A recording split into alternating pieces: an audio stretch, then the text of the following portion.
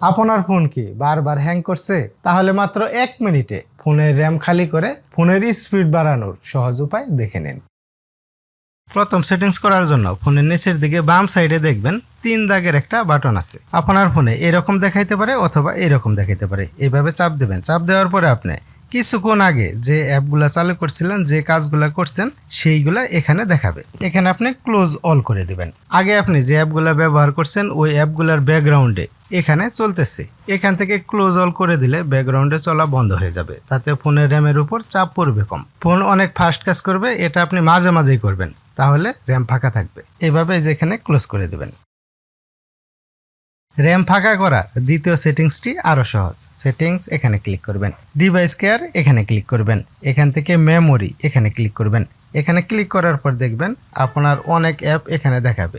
এই যে ক্লিন নাও 1.4 জিবি, মানে প্রায় 1.5 জিবির মতো আমার র্যাম লোড হয়ে আছে অপ্রয়োজনীয়ভাবে। এখানে যদি ক্লিন নাও করে দেন তাহলে অপ্রয়োজনীয়ভাবে ফোনের র্যামের যে জায়গা দখল করে আছে সেগুলো ক্লিন হয়ে যাবে, র্যাম ফাঁকা হয়ে যাবে। তখন ফোন অনেক ফাস্ট কাজ করবে। এখানে আপনি মাঝে মাঝে আসবেন, ক্লিন নাও করে দেবেন, তাহলে দেখবেন র্যাম সবসময় ফাঁকা থাকবে, ফোন ফাস্ট কাজ করবে।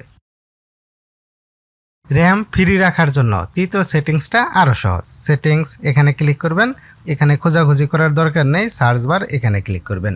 এখানে লিখবেন পুট, PUT লেখার পরেই দেখতে পারবেন পুট আনইউজ অ্যাপ টু স্লিপ।